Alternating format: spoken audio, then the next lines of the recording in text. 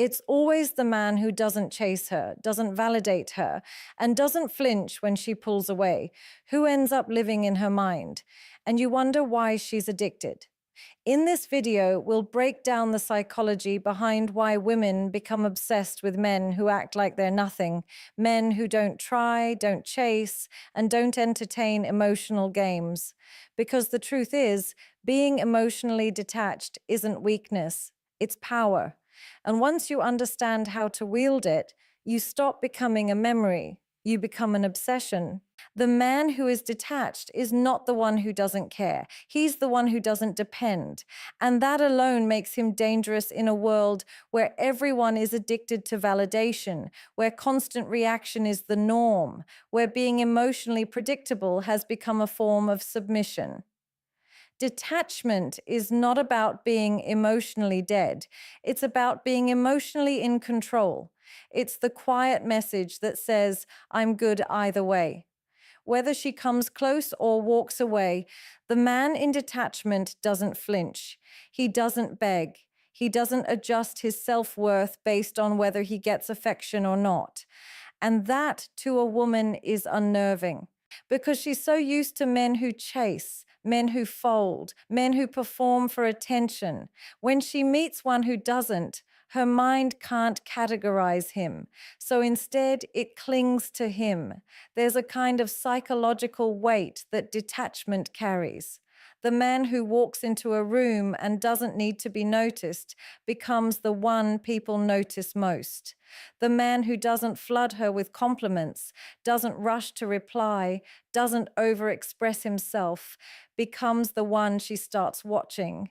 Not because he's withholding, but because he's centered in himself. He's not seeking approval. He's not waiting for her to react.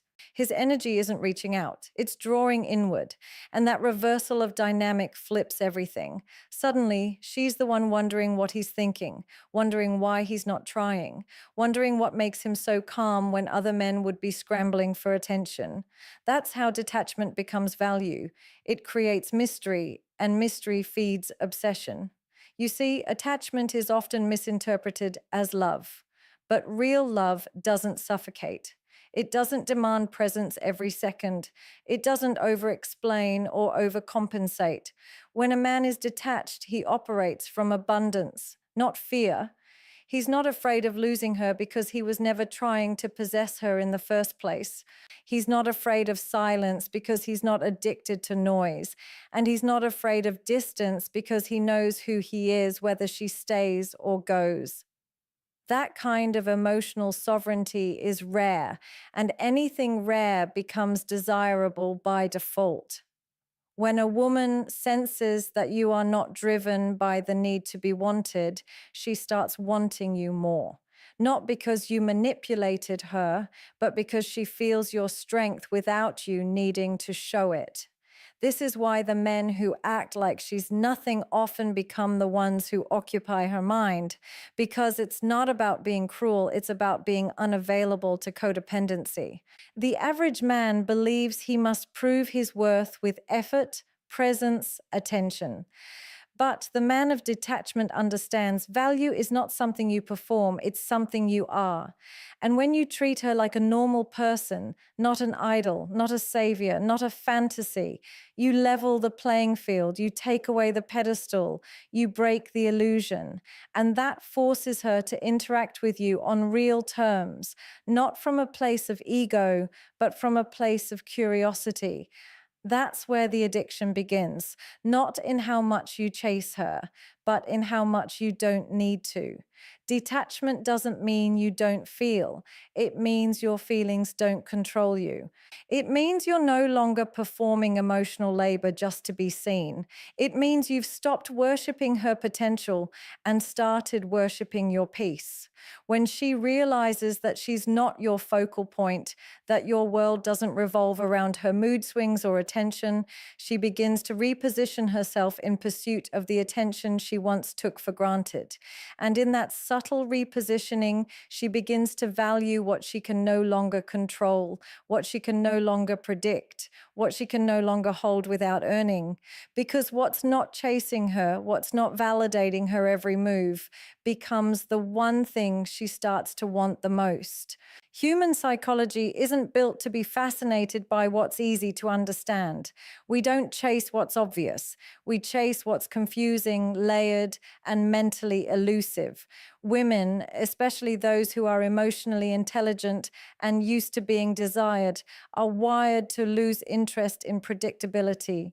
When a man is too emotionally available, too responsive, too eager, his pattern becomes familiar. And familiarity, while safe, rarely builds attraction. Attraction thrives in the unknown. It's born in the space between what's felt and what's withheld. When a man is unpredictable, not through immaturity or games, but through calculated restraint, he triggers something deeper in her. Mental curiosity.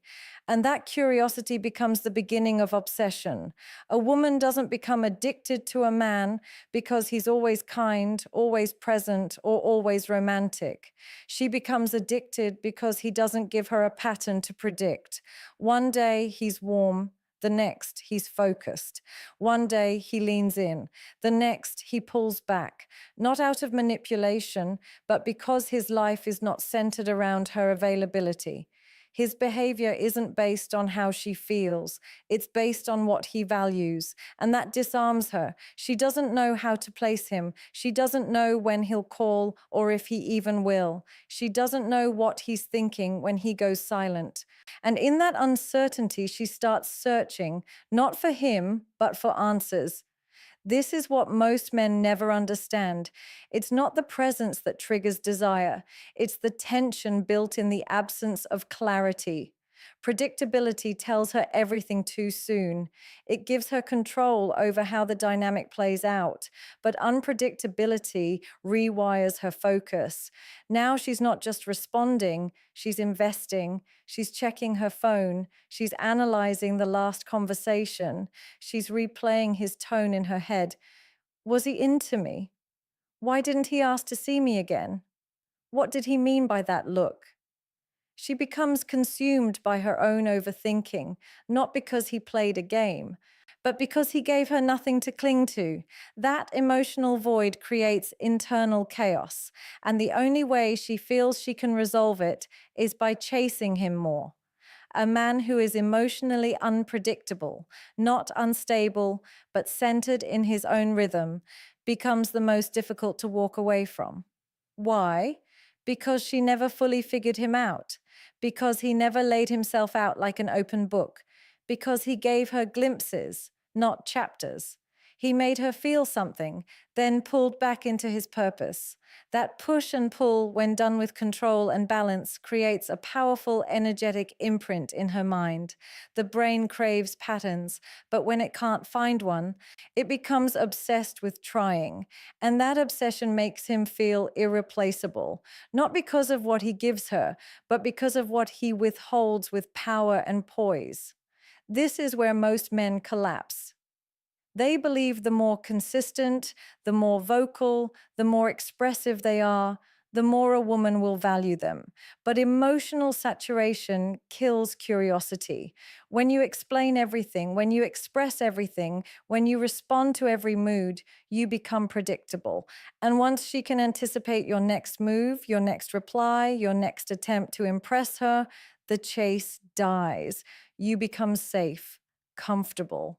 And comfort is not what creates emotional addiction. Emotional addiction is born in the unknown. It's fed by uncertainty. It grows in silence. It accelerates through restraint. So when a man pulls back without explanation, when he pauses instead of reacting, when he listens without affirming, he becomes harder to read. And what's hard to read becomes hard to release, because even if she tries to move on, the lack of closure, the mental what if, and the emotional suspense he left behind keeps circling in her mind. Not because he did too much, but because he revealed just enough to make her want more. In a world where attention is handed out like candy, where dopamine is served through likes, messages, and constant validation, a man who is scarce becomes a disruption to her nervous system. He becomes the one thing she can't figure out, can't reach when she wants, can't predict, and can't fully possess. And the truth is, people always want what they can't easily access. The human mind is biologically wired to assign more value to what is less available. The less something is given, the more it is wanted. That's how the scarcity principle works, not just in business or luxury goods, but in emotional dynamics too.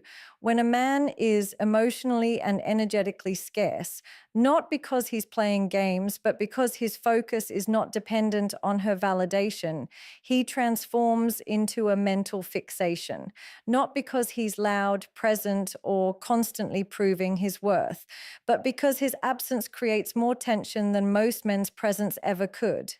It's the simple law of supply and demand. What's always there gets taken for granted.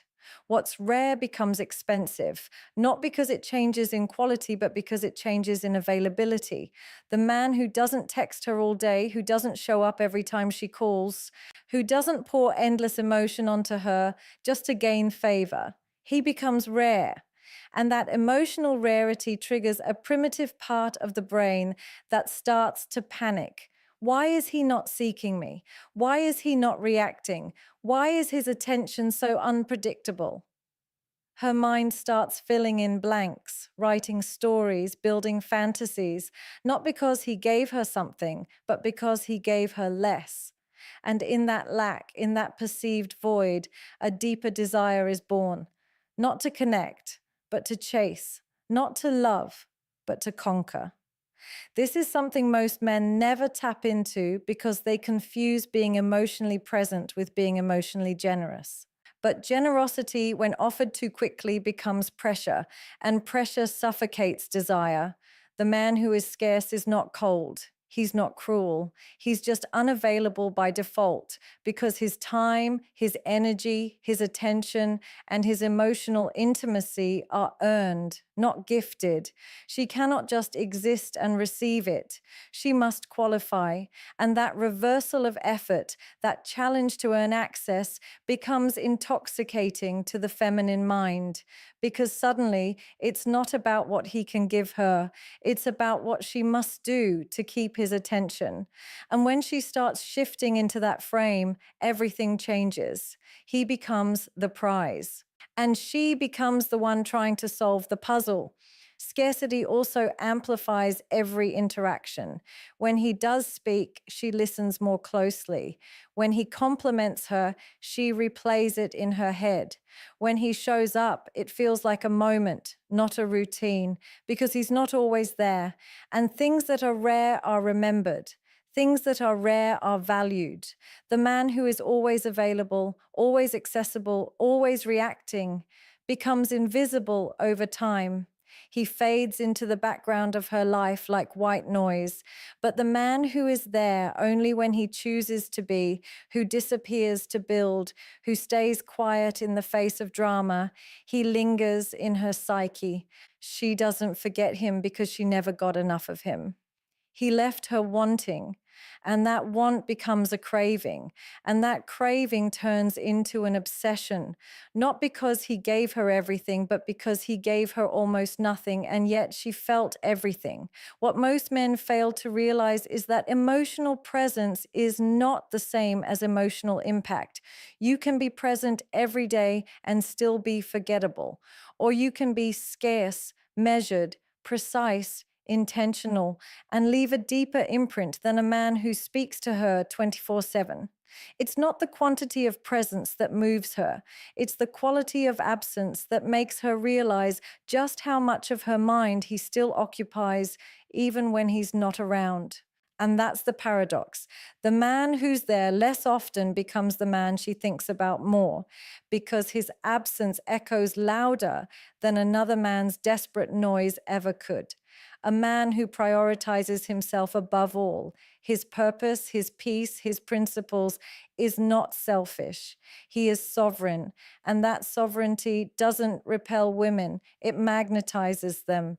Because while the world has trained men to put women first, to cater, to please, to prove their worth through relentless effort and approval seeking, true masculine energy stands in quiet defiance of that narrative. A man who puts himself first is not ignoring her needs. He's communicating that he has his own. And that subtle assertion of self priority instantly shifts the energetic dynamic. It tells her, you are important, but you're not the center of my universe. And that one statement, spoken through actions, not words, awakens something primal in her, a deep curiosity, a respect, and in many cases, an overwhelming desire to win the attention of the man who refuses to sacrifice himself to earn hers. When a man chooses himself before he chooses her, he creates emotional gravity. She starts to lean in because she can feel that his identity isn't shaped by her presence. He doesn't change his plans just to fit into hers. He doesn't drop his boundaries to accommodate her emotions. He doesn't rush to explain himself when misunderstood, and he doesn't trade his self-respect for temporary affection. That kind of posture, rare and deeply rooted, makes him feel untouchable. Not because he's playing hard to get, but because he truly believes his mission is bigger than her mood. That belief cannot be faked. It radiates through his silence, through his discipline, through the way he says no without guilt or explanation. And she senses it. She senses that he's a man who does not collapse under emotional pressure. He's a man whose attention is expensive, not because he's arrogant, but because he values where it goes. Self-priority also speaks to a level of emotional discipline that is extremely rare. Most men are reactive. They lose themselves in attraction. They chase, they adjust, they compromise too early and too much, just for the illusion of connection. But the man who refuses to betray himself in order to be chosen sends a much louder message. I choose me first. And that superiority, yes, superiority is not about ego. It's about hierarchy. Because in any romantic dynamic, one person leads and the other follows. And leadership, in its purest form, starts with the ability to lead oneself. She cannot follow you if you don't lead your own life. She cannot admire you if you don't have something greater than her that you're committed to. A man who self-prioritizes signals to her that he is not emotionally dependent, that he's already full, that his cup is not empty and searching for her to pour into it. And that fullness, that emotional abundance makes him stand out in a sea of men still trying to earn identity through romantic validation. There is also something incredibly grounding about a man who prioritizes his time, his mental clarity, his goals, and his energy over emotional drama. He doesn't rush to fix everything. He doesn't panic when she pulls away. He doesn't drop everything to be at her emotional service. Not because he doesn't care, but because he understands something most men don't. To be respected, you must first respect yourself enough to put yourself first. And when a woman sees that you're not putting her on a pedestal, when she realizes that your world isn't revolving around her feelings, her schedule, her expectations, that's when she starts revolving around you. She starts checking herself before she oversteps. She starts investing more because she knows your presence isn't guaranteed. She starts admiring you not for your compliments, but for your consistency, for your standards, for your ability to walk away from anything, even her, if it costs you your peace or your power. This is where real masculine superiority begins, not in domination, but in non attachment, in the unwavering self focus that refuses to be negotiated. When a woman watches you choose your growth over her comfort, your vision over her chaos, your silence over her emotional storms, she doesn't think less of you. She thinks more. Because now she knows she can't control you. She can't own you. She can't predict you. And what she can't control, she learns to respect. And what she begins to respect, she slowly becomes addicted to without even realizing it. There is a quiet dominance in a man who knows when not to speak, a stillness that says more than any confession, argument, or explanation ever could.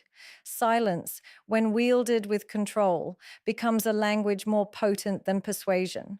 While most men rush to speak, trying to prove, clarify, defend, or beg for understanding, the man who chooses silence over reaction communicates something far more magnetic, unshakable inner strength. He isn't avoiding the conversation, he's elevating himself above the need to participate in emotional chaos. And that shift creates an energy that is instantly felt, especially by women who are used to emotional responses. His silence is not absence, it's power. It's the bold refusal to let his peace be hijacked by temporary emotion. And in that refusal, she is forced to feel the weight of his presence in a way that words could never deliver.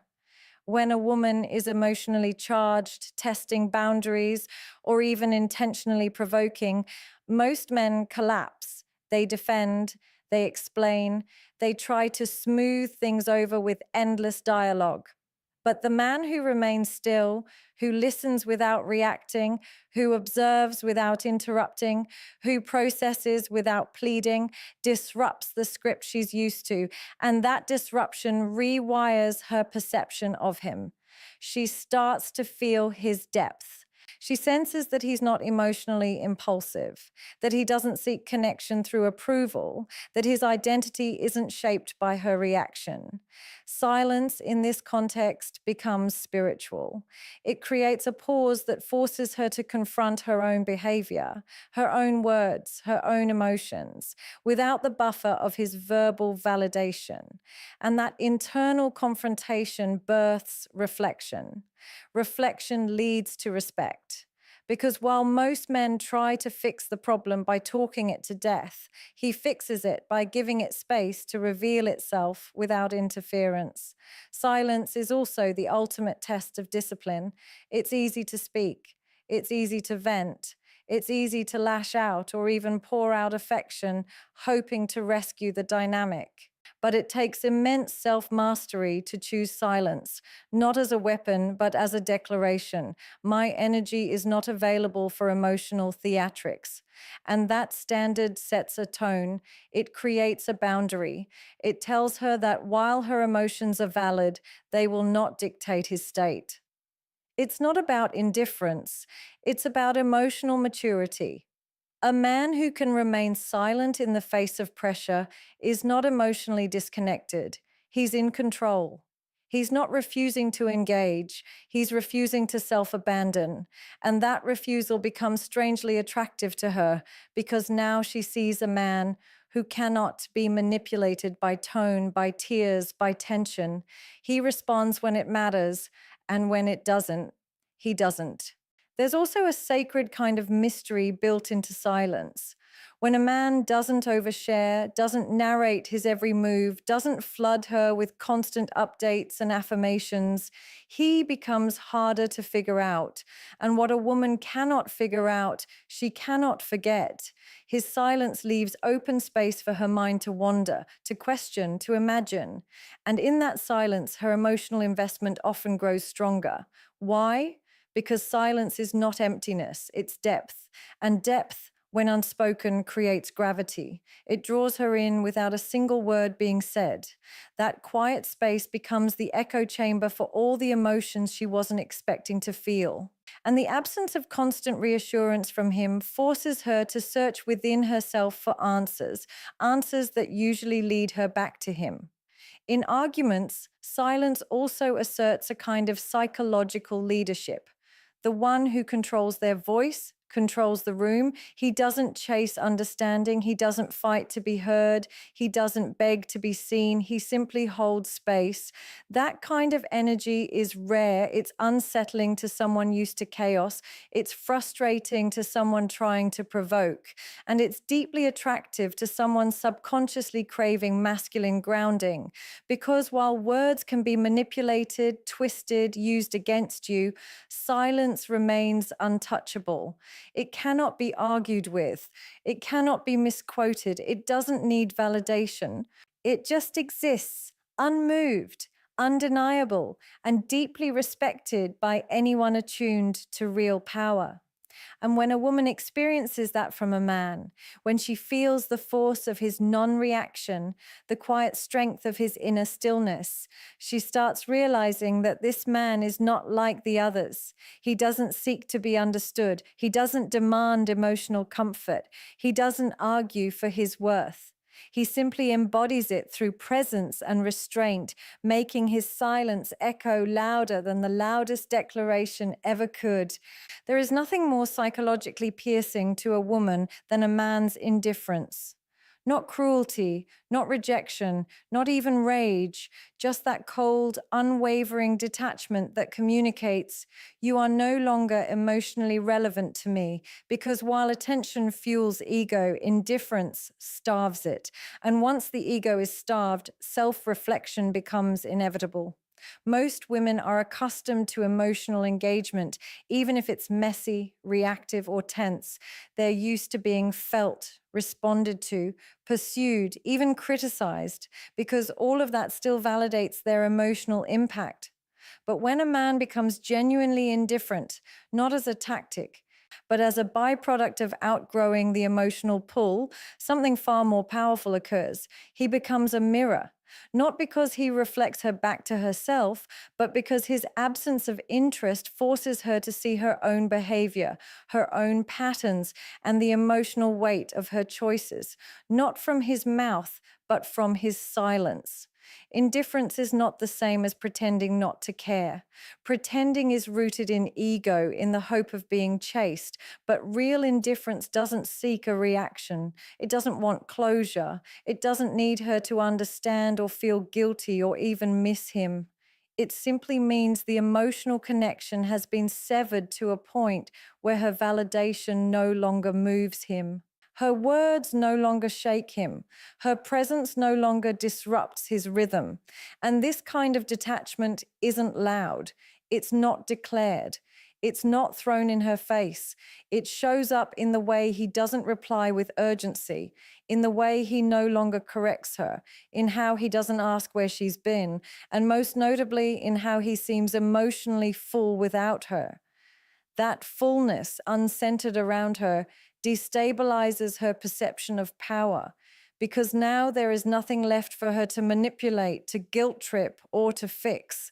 Most women don't begin to reflect until their words stop working, until their actions no longer get a response, until the man who once used to overanalyze, question, or beg for clarity suddenly says nothing at all. And in that nothingness, their mind starts spinning. What changed? Why isn't he fighting anymore? Has he moved on? Did I go too far? Was I really the one causing all the drama? This is the psychology of reflection. It doesn't happen when someone's defending themselves. It happens when there's no one left to fight with, when a woman can't provoke a man anymore, when her chaos is met with calm, when her silence is met with silence, when her games are met with stillness. She begins turning inward, not because she wants to, but because she has no other emotional outlet. His indifference has become a wall she can't scale, and on the other side of that wall is her own accountability. A man's indifference, when rooted in true self-respect, is the most powerful form of nonverbal communication. It says, I've seen enough, I've felt enough, and now I'm choosing me. And that choice has a ripple effect. Not only does it cut off her supply of emotional control, but it also forces her to reevaluate her own role in the disconnect. Without him around to absorb her projections, she has to sit with them. Without his attention to distract her from herself, she has to look inward. And in that solitude, without his emotional energy to lean on, she either evolves or repeats. But this time, she does it without him. That shift is profound. Because now the man is no longer in the emotional equation. He's not waiting, watching, or hoping for change. He's already changed by reclaiming his energy, his focus, his peace. Indifference is also the final boundary.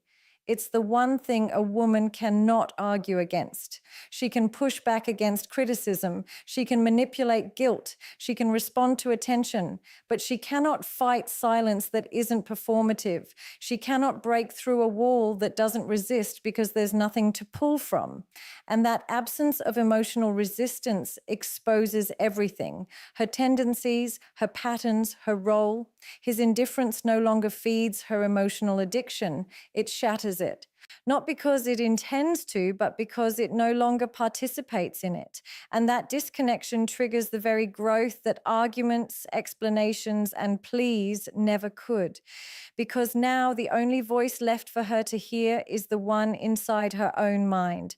And when a man walks away, not in anger, but in neutrality, his silence becomes the echo chamber for all the questions she never dared to ask herself when his energy was still available to absorb the weight of her unresolved emotions. At the core of this dynamic lies a truth few are willing to accept.